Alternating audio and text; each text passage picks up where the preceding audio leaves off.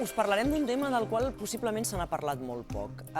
Tot sorgeix de que el bomber i historiador Marc Ferrer, que avui ens acompanya, bon dia Marc, ha llançat una crida a Twitter per localitzar possibles familiars de bombers catalans que van acabar deportats a camps de concentració fent treballs forçats a l'Alemanya nazi.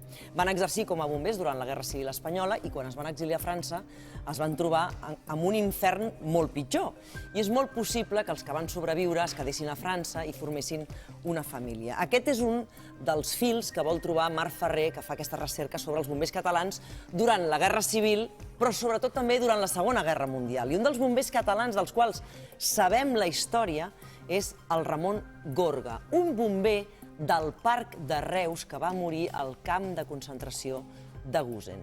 I avui ens acompanya l'Amadeu Gorga, que és el seu fill. Amadeu, bon dia i benvingut. De seguida tinc ganes de conèixer la teva història, però d'entrada, Marc, explica'ns una mica com va sorgir aquesta inquietud, aquesta voluntat de fer aquesta recerca, de trobar els més de 1.500 bombers que van exercir a Catalunya durant la Guerra Civil. Primer perquè sóc bomber, després perquè sóc historiador, i tercer perquè els bombers és un dels col·lectius més oblidats de la Guerra Civil.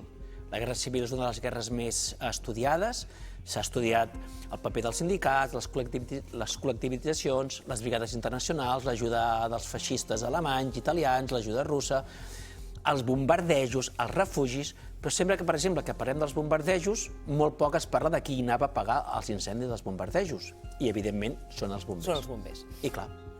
D'aquí tota aquesta recerca, i també, en el cas de l'Amadeu, ell és el fill d'un bomber que va acabar en un camp de concentració a Gusen i allà va morir. Amadeu, volem conèixer la teva història. Què en saps del teu pare i per què el teu pare va anar per allà? Molt breu, el meu pare era bomber de Reus i van decidir que l'alcalde que marxessin tots i tal com van anar marxant, van anar passant per pobles, per Vilanova, per Vic, ajudant els del poble, a tothom que podien. A tothom que podien. Van evacuar tot el cos de bombers. Tots els cossos de bombers van ser evacuats. Els de Reus. Els de Reus. Van marxar tots amb tots els vehicles. I en el moment en què marxa el teu pare marxa en família, amb la teva mare. Amb la meva mare i la família, tota la família, els dos germans meus també. Molt bé. I vam tindre la sort que anàvem amb una ambulància, que es pot dir que vam anar de primera, fins a arribar a Figueres. A Figueres ells van continuar cap a França i la meva mare, que estava a punt de parir, es va quedar a Vilafant. De parir? De parir-te tu? A mi. O sigui que jo no vaig conèixer el meu pare ni ell a mi. Ella es queda a Vilafant perquè ella estava embarassada ja de 8 mesos. Sí. Es queda a Vilafant amb tu, tu neixes.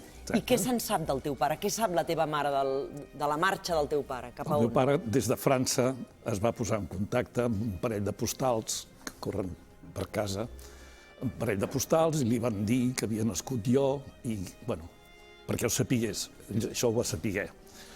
I l'anècdota és que el meu oncle, que es deia Amadeu, estava al front, i va dir, poseu-li el meu nom, perquè jo no tornaré. I el meu pare, com que estava viu i estava a França, segur que tornarà, i et van va ser posar completament al revés. Al revés.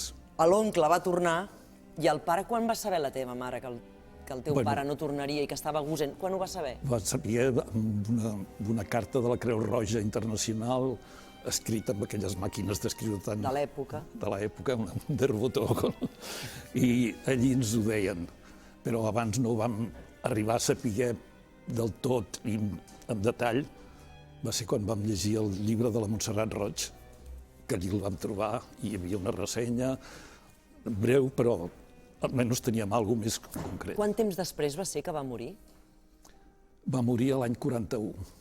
I marxem?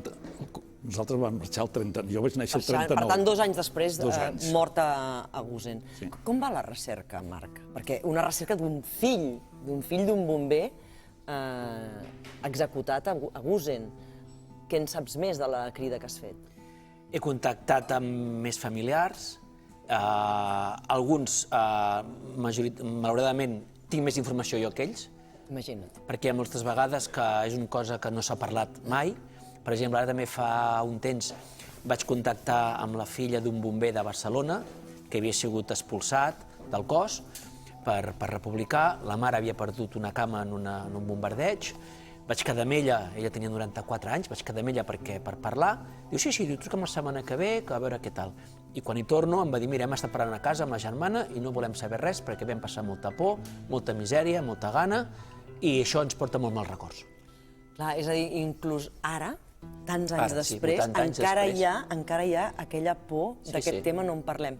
A casa, Amadeu, se'n parlava del pare, del que havia passat? No massa. Mentre jo era petit, que vam tornar cap a Reus, pis d'allà on érem, durant la meva infància, lo mínim, perquè tots teníem molta por. Per tant, tu creixes amb la teva mare i amb els teus germans, però... Els meus germans se'ls van quedar a Barcelona, uns oncles, l'Amadeu, famós, que va anar al front i va tornar.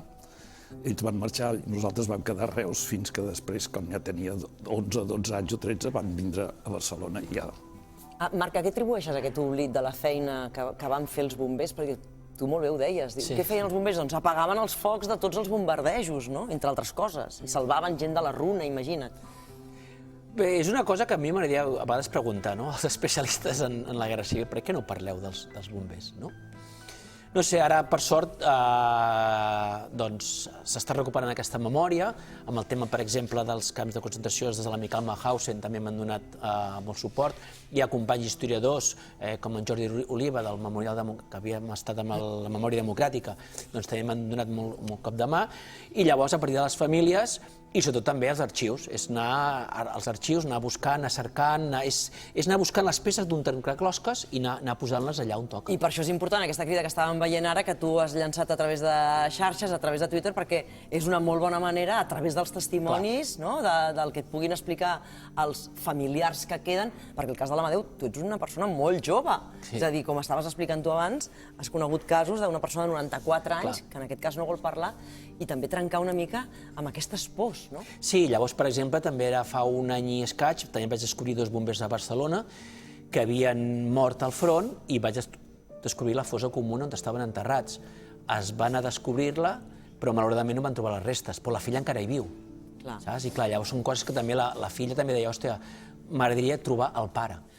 Poc es podien imaginar, segurament, que el que viurien a la Segona Guerra Mundial encara seria pitjor, si és que estem parlant d'una guerra o una altra, però era a la Segona Guerra Mundial molt pitjor encara. Els bombers de Barcelona, o de Figueres, o de Granollers, Tarragona, Reus, que són les ciutats més bombardejades, les cròniques que jo llegeixo fan esfereir, perquè clar, el que expliquen, que troben trossos de cossos, cremats, gent morta, gent que se'ls mor al moment, que no tenen les eines necessàries per poder desenrunar, per poder apagar, no tenien els mitjans tampoc.